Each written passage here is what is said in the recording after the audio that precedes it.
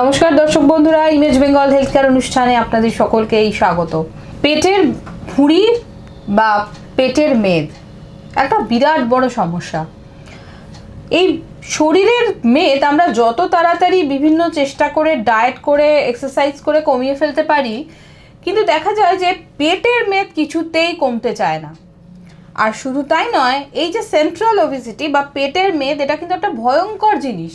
চিকিৎসকরা বলে থাকেন যে এই পেটের মেদের জন্য কিন্তু কিছু ভয়ঙ্কর অসুখ, stroke, heart attack, sleep apnea, এই সমস্ত অসুখগুলো কিন্তু আপনার হতে পারে। তাহলে বুঝতেই পারছেন যে পেটের মেদ কতটা সাংঘাতিক।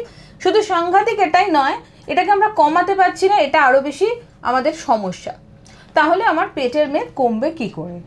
হ্যাঁ, আধুনিক চিকিৎসা এবং আধুনিক গবেষণায় চিকিৎসা বিজ্ঞানের এত উন্নতি হয়েছে যে পেটের মেদ কিন্তু সহজে কমিয়ে ফেলার অনেকগুলো রাস্তা খোলা আছে। শুধু আপনার জানা দরকার কি সেই রাস্তা। আজকে আমরা সেটা নিয়েই আলোচনা করব। আর সেই আলোচনা করতে আজকে আমরা এসেছি ডক্টর জয়ন্ত বেনের ক্লিনিকে, এবং ডক্টর জয়ন্ত বেন আজকে রয়েছেন আমাদের সাথে। স্যারকে প্রথমে আমাদের ইমেজ বেঙ্গল হেলথ কেয়ারে ধন্যবাদ জানাচ্ছি আমাদের এই সুন্দর একটা অনুষ্ঠানে আসার জন্য। আমরা শরীরের মেদ কমিয়ে ফেলতে পারি চেষ্টা করলে, ডায়েট করলাম, এক্সারসাইজ করলাম, কিন্তু দেখা গেল স্যার ওই পেটের জায়গাটাতে গিয়ে কিন্তু যত গন্ডগোল, পেটটা কিছুতেই কমছে না বলে একাধিক অসুখ হচ্ছে। স্যার, আপনি এবার একটু বলুন যে এই পেটের মেদ বা পেটের ভুঁড়ি সত্যি কি কমিয়ে ফেলা যায়? ধন্যবাদ ম্যাডাম। আজকে আমরা একটা খুব ইম্পর্টেন্ট বিষয় নিয়ে কথা বলবো, সেটা হচ্ছে ওবেসিটি বা বিশেষ করে সেন্ট্রাল ওবেসিটি, যেখানে আমরা দেখতে পাই পেটটা ফুলে যাচ্ছে। পুরুষ মহিলা উভয় ক্ষেত্রে এই জিনিসটা হতে পারে, এবং এই হওয়ার পেছনে বেশ কয়েকটা কারণ ডেফিনেটলি থাকে। কিছু কিছু পেশেন্ট আমাদের কাছে আসেন যারা 20s-এ চলে আসেন, টিনেজ বা 20s-এ চলে আসেন, পুরুষ মহিলা।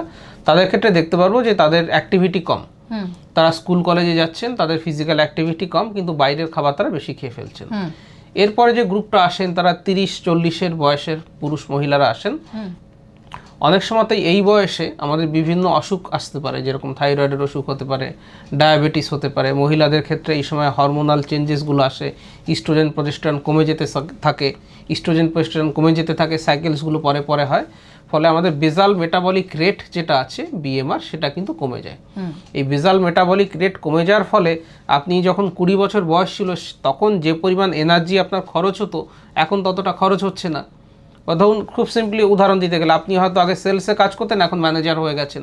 সেলসে যখন ছিলেন তখন আপনাকে অনেক দৌড়াদৌড়ি করতে হয়েছে, এখন আপনি ম্যানেজিয়াল পোস্টে রয়েছেন, একটা ঘরের মধ্যে বসে কাজ, আপনার সেই ছোটাছুটিটা কমে গেছে। তো আপনার বডিতে ফ্যাটটা অ্যাকুমুলেট হচ্ছে। তো এই ফ্যাট অ্যাকুমুলেট হওয়ার, আমাদের বডি অ্যাকুমুলেট করার একটা খুব সহজ জায়গা পেয়ে যায়, সেটা হচ্ছে পেট। অন্যান্য জায়গায় তো মাসেলস থাকে, অ্যাক্টিভিটি থাকে, সেখানে ওরা করতে চায় না, সেখানেও হয়, কিন্তু পেটে খুব ইজিলি ফ্যাটটা কিন্তু জমে যায়। আর একটা জিনিস যেটা হয় মহিলাদের ক্ষেত্রে, যখনই গর্ভাধান হচ্ছে বা প্রেগনেন্সি আসছে, আমাদের পেটে যে মাসেলস আছে সেই মাসেলগুলো স্ট্রেচিং হয়ে যায়। অনেক সময় মাসেলগুলো একটু দূরেও সরে যায়। এর ফলে ইন্ট্রা অ্যাবডোমিনাল যে আমাদের অন্ত্র রয়েছে সেটা বাইরে দিকে কিছুটা ঠেলে আসে, সেজন্যও কিন্তু মনে হতে পারে যে পেটের সাইজটা বেড়ে গেছে। আর একটা বিষয় আমরা কখনো কখনো খেয়াল করেছি, এই পেটে যে ফ্যাট জমা, পেটে বেসিক্যালি আমরা 3টে লেয়ারে ভাগ করতে পারি। একটা হচ্ছে চামড়া এবং তার নিচের অংশ। চামড়া এবং তার নিচের অংশে মাসেলস থাকে, যারা অ্যাবস মাসেলস বানান দেখবেন মাসেলসটা বোঝা যায়। আর অ্যাবসের নিচে হচ্ছে আমাদের পেরিটোনিয়াল ক্যাভিটি, যেখানে অন্ত্র, নাড়ি ভুঁড়ি যেখানে থাকে, সেখানেও কিন্তু ফ্যাট জমতে পারে। আচ্ছা, তো এক্স্যাক্টলি চামড়ার নিচে ফ্যাট জমেছে নাকি অন্ত্রের ভেতরে ফ্যাট জমেছে, সেটার উপরে ডিপেন্ড করবে যে আপনার কতটা সেন্ট্রাল ওবেসিটি হলো সেই বিষয়টার উপরে। মানে সেন্ট্রাল ওবেসিটি হওয়ার পেছনে যেমন কারণ আছে, সেন্ট্রাল ওবেসিটি হলো আবার কিছু অসুবিধা হয়। সেন্ট্রাল ওবেসিটি হলে একটা মেইন যেটা অসুবিধা হয়, সেটা আমরা দেখা গেছে যে ইনসুলিন রেজিস্ট্যান্স। যাদের সেন্ট্রাল ওবেসিটি রয়েছে তাদেরকে দেখা যায় তাদের সুগারের লেভেলটা বেশি থাকে, এবং ইনসুলিন রেজিস্ট্যান্ট বলতে আমরা একটা পরীক্ষা, যে ইনসুলিন দিলেও তার সুগারটা অন্যান্য নর্মাল পেশেন্টে যতটা কমছে তার ক্ষেত্রে ততটা কমছে না। কিছু একটা আমাদের বিজ্ঞানীরা যারা বায়োলজিক্যাল রিসার্চ করে, এবং ইভেন আমরা ডাক্তাররা আমরা অনুমান করতে পারি যে ফ্যাট সেলসগুলো থেকে কিছু একটা জিনিস বেরোয় যারা ইনসুলিনের কার্যকারিতাটাকে হয়তো একটু কমিয়ে দেয়। আজ হয়তো সেটা আমরা জানি না, কয়েক বছর পরে, কয়েক দশক পরে আমরা সেটা জানতে পারি, কিন্তু এই ব্যাপারটা সত্যি। তো এই সমস্ত কারণ যাই হোক না কেন, তার ফলাফল হচ্ছে পেটের সাইজ বেড়ে যাওয়া। এবং পেটের সাইজ বেড়ে গেলে মেইন যে অসুবিধা হয়, এক হচ্ছে চলাফেরাতে অসুবিধা হয়, কষ্ট হয়, হাঁপিয়ে যায়। ওপর নিচে সিঁড়ি দিয়ে করা। 2 নম্বর হচ্ছে দেখতে খারাপ লাগে। আপনার যদি একটা বড় পেট থাকে সত্যি দেখতে খারাপ লাগে, একটা ফিটিংস জামা কাপড় পরা যায় না, একটা পার্টিতে গেলেন বিসদৃশ্য লাগে, তখন পুরুষ মহিলারা আসেন আমাদের কাছে, প্লাস্টিক সার্জনদের কাছে বা অন্যান্য ডাক্তারবাবুদের কাছেও যান যে স্যার এই ফ্যাটটাকে কীভাবে কমানো যেতে পারে। তো এবার আমরা যেহেতু সার্জেন, আমরা সার্জিক্যাল দিকটা দেখি যে পেশেন্টকে সার্জারি করে কমানো পসিবলস কিনা, এবং সেই সঙ্গে যে পেশেন্টের ধরুন ডায়াবেটিস আছে তার ডায়াবেটিসটা কন্ট্রোল করা, যার থাইরয়েড রয়েছে তার থাইরয়েডটাকে কন্ট্রোল করা, যার ধরুন খাবারের হ্যাবিটে চেঞ্জ রয়েছে তাকে একটা ভালো ডায়েটিশিয়ানসের পরামর্শ দেওয়া, এই জিনিসগুলো কিন্তু দরকার। যেমন ধরুন আপনি মাধ্যমিকে আপনাকে ফার্স্ট ডিভিশন পেতে গেলে বা স্টার মার্কস পেতে গেলে শুধু অঙ্কে 90 পেলে তো হবে না, আপনাকে বাংলা, ইংরেজি, ইতিহাস, ভূগোল, বিজ্ঞান সমস্ত সাবজেক্টে আপনি যদি ভালো নম্বর পান তাহলে মূল নম্বরটা ঠিকঠাক মতো আসবে। তো তেমনি আমাদের সার্জিক্যাল কাজটা তো আমরা করব, ডাক্তারবাবুরা সার্জেন্সরা করবেন, তার সঙ্গে এই ডায়েটারি মডিফিকেশানস, অসুখ যদি থাকে বিশেষ করে ডায়াবেটিস, হাইপোথাইরয়েড, সেটাকে ম্যানেজমেন্ট করা, এবং হচ্ছে অ্যাক্টিভিটিসগুলোকে ফেরত আনা, তাকে একটা নির্দিষ্ট সপ্তাহে বলা যে আপনি 3 দিন অন্তত 1 ঘন্টা করে হাঁটবেন, এই যে ব্যাপারগুলো, এইগুলো যখন একসঙ্গে কোনো একজন পেশেন্ট করবেন তখন বেস্ট রেজাল্ট পাওয়া যায়। অনেক সময় এই কাজগুলো করার পরেও দেখা যাচ্ছে কিছুটা ফ্যাট থেকে যাচ্ছে বা যাচ্ছে না, বা অনেক সময় পেশেন্ট বলে স্যার আপনি আমার কিছুটা ফ্যাট কমিয়ে দিন, তাহলে আমি আমার ফিজিক্যাল অ্যাক্টিভিটিটাকে আরও বাড়াতে পারবো। সেই জায়গাটাতে আমাদের যারা আমরা লাইপোসাকশন করি ডাক্তাররা রয়েছে, আমাদের কাজটা শেখানো। একটা অনুষ্ঠানে গিয়েছিলাম, সেখানে একজন ভদ্র মহিলা, তাকে দেখে আমার খুবই খারাপ লাগলো।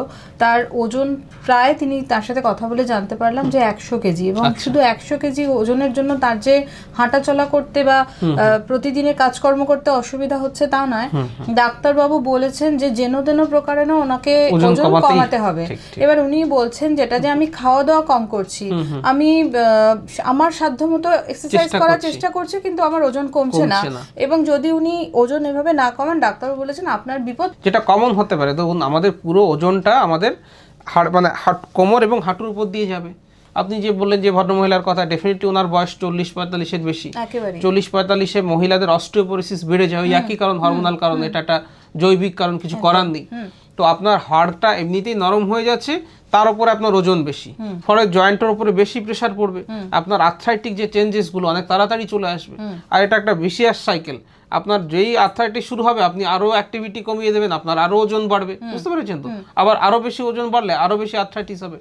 সুতরাং এটা একটা মানে একটা সাইকেলের মতো, হ্যাঁ, যেন শেষ হচ্ছে না, কোথাও সাইকেলটাকে ব্রেক করতে হবে, সেই জায়গাটাতে আপনাদের কথা তখন আমার মনে হয়েছিল যে এই মুহূর্তে আপনাদেরকে ভীষণভাবে প্রয়োজন, কারণ একমাত্র উনি যে জায়গায় চলে গেছেন ওনাকে সত্যি যদি বাঁচতে হয় সার্জিক্যাল ওয়ে ছাড়া কোনো উপায় নেই। এবার আমি আপনার কাছে সেই সার্জিক্যাল পদ্ধতি নিয়ে যাব যে যখন একজন পেশেন্ট এরকম প্রবলেম নিয়ে আপনার কাছে আসছেন, আপনি তাকে কিভাবে ম্যানেজ করছেন। তো প্রথমে যেটা আমরা অলরেডি বলেই দিলাম যে ডায়েটারি মডিফিকেশনস, একজন ভালো ডায়েটিশিয়ানসকে দিকে মডিফাই করানো।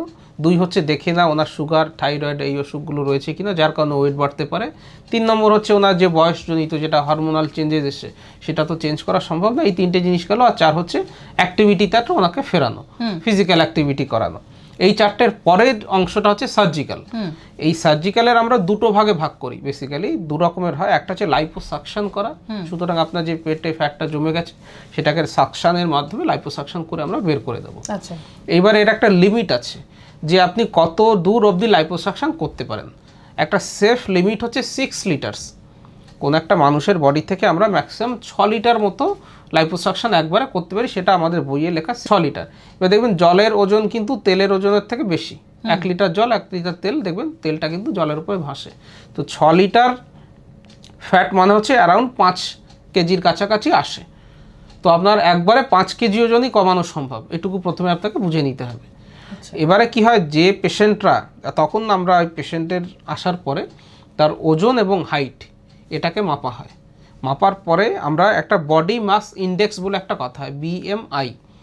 এই বডি মাস ইন্ডেক্স যাদের 30-এর বেশি তাদের আমরা ওভারওয়েট বলে ধরি, যারা লাইপোসাকশনের ক্যান্ডিডেট নয়। তাদের জন্য সার্জিক্যাল প্রসিজারটা একটু আলাদা। আর যারা 30-এর কম তাদের জন্য আমরা লাইপোসাকশন করে জিনিসটাকে ম্যানেজ করা যেতে পারে।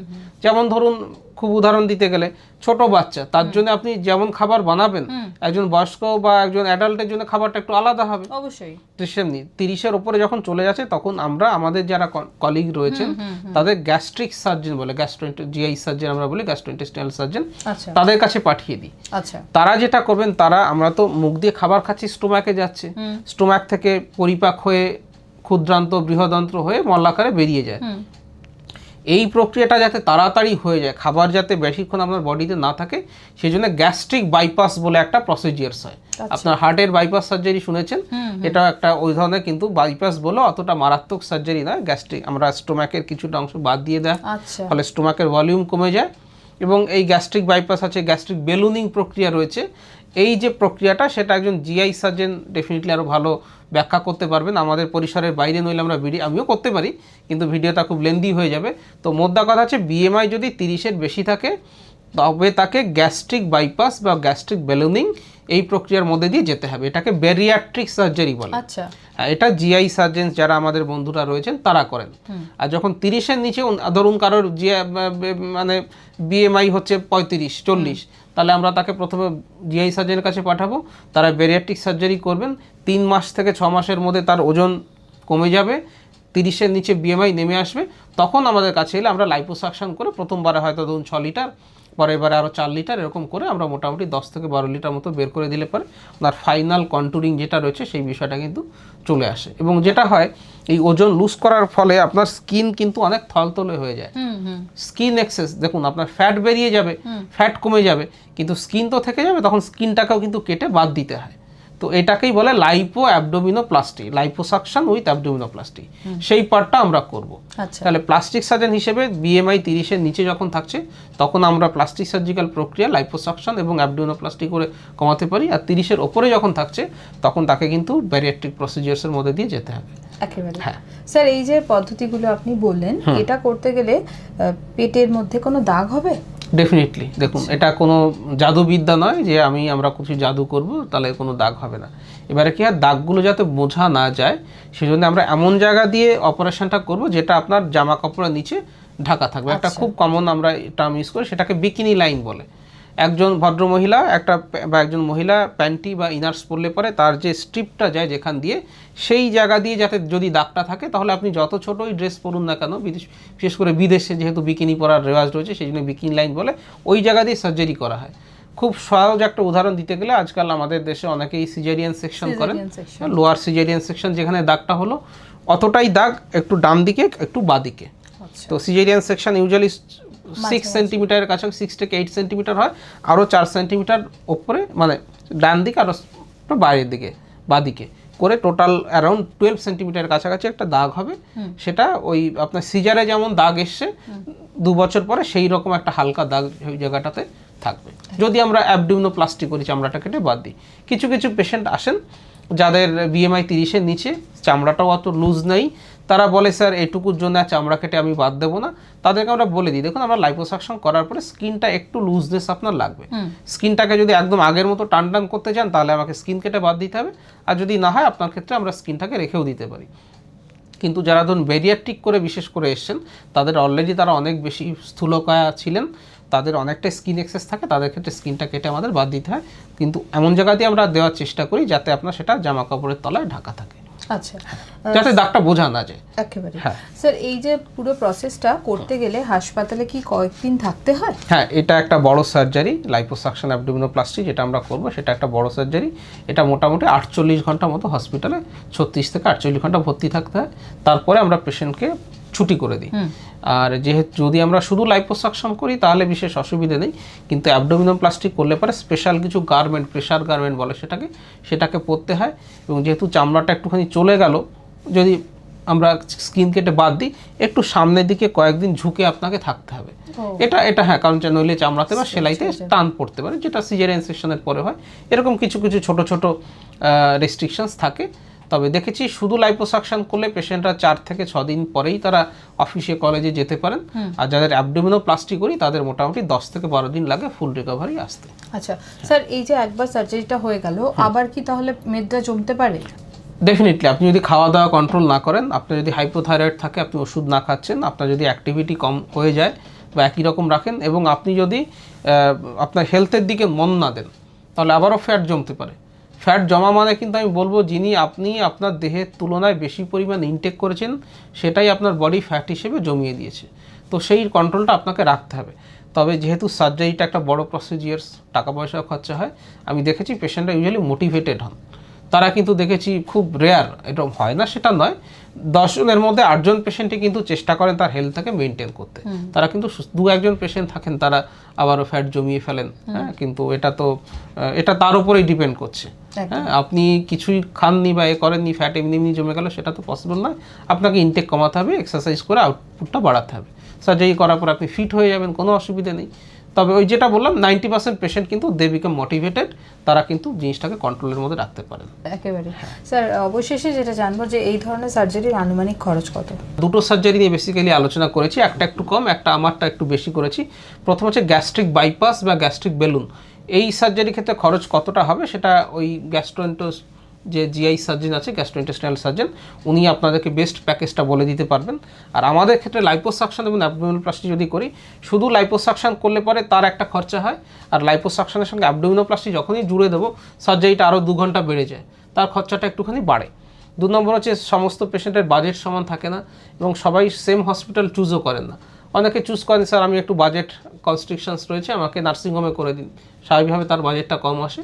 আবার যারা কর্পোরেটসে করাতে চাইছেন তাদের বাজেটটা বেশি আসে। 3 নম্বর হচ্ছে যে আপনার কতটা লাইপোসাকশন আমরা করব। সবাইকেই তো 6 লিটার করতে হয় না, কাউকে 4 লিটারও করতে হয়, আবার কাউকে 2টো সেশনেও করতে হয়। ধরুন প্রথমবারে 6 লিটার করলাম, তারপরে আরও 4 লিটার করলাম। তো এবার আপনার কতটা ফ্যাট জমেছে, কোন কোন এরিয়া করছি। আর আজকে শুধু আমরা অ্যাবডোমেন নিয়ে কথা বললাম, কিন্তু বাস্তবে অনেকেই আসেন যারা অ্যাবডোমেনের সঙ্গে তাদের থাই লাইপোসাকশন করতে হয়, হাতের লাইপোসাকশন করতে হয়, চিনের এখানেও করে নিই, একবার একাধিক জায়গায় বডি এরিয়াতে আমরা করি। তো সুতরাং আপনি যদি দেখাতে আসেন বা ফটো পাঠান, আপনার কোন কোন এরিয়াতে ফ্যাট জমেছে, কতটা ফ্যাট আমরা বের করব, আপনার কোনো অ্যাসোসিয়েটেড মেডিকেল কন্ডিশন আছে কি না, এবং আপনি কোন হসপিটালে করাতে চাইছেন সেটার উপরে ডিপেন্ড করে আমরা পেশেন্টকে একটা বাজেট দিয়ে থাকি। Thank you sir. তো আশা করি আপনাদের কাছে অনেকটা বড় রাস্তা খুলে গেল। তাই আর চিন্তা না করে একেবারে সরাসরি এই সমস্যা নিয়ে আপনারা ডাক্তারবাবুর সঙ্গে যোগাযোগ করবেন। কিভাবে করবেন? ডেসক্রিপশন বক্সে আসুন, সেখানে সমস্ত নাম্বার ডাক্তারবাবুর দেওয়া আছে, কিভাবে অ্যাপয়েন্টমেন্ট করবেন, কিভাবে যোগাযোগ করবেন, সমস্ত কিছু বলে দেওয়া হবে। আপনারা দরকার হলে আপনাদের যে ফটো, সেই ফটো হোয়াটসঅ্যাপে শেয়ার করতে পারেন, ডাক্তারবাবুর একটা ওপিনিয়নও নিতে পারেন। তো আজকে আপনারা যেটা করবেন, কমেন্ট বক্সে আপনারা যারা এই ধরনের সমস্যা নিয়ে ভুগছেন, অবশ্যই আমাদেরকে কমেন্ট বক্সে লিখে পাঠান যে আপনার কি সমস্যা, আমাদের সাথে যোগাযোগ করুন। আমরা সেই যোগাযোগের মাধ্যম হিসাবে আপনার সমস্যার সমাধান করার জন্য সবসময় রয়েছি অঙ্গীকারবদ্ধ, আপনাদের জন্য রয়েছি আমরা। থ্যাংক ইউ স্যার আমাদের সঙ্গে আলোচনায় থাকার জন্য। আপনারা সকলে ভালো থাকুন, সুস্থ থাকুন, সুস্থভাবে বাঁচুন। ধন্যবাদ।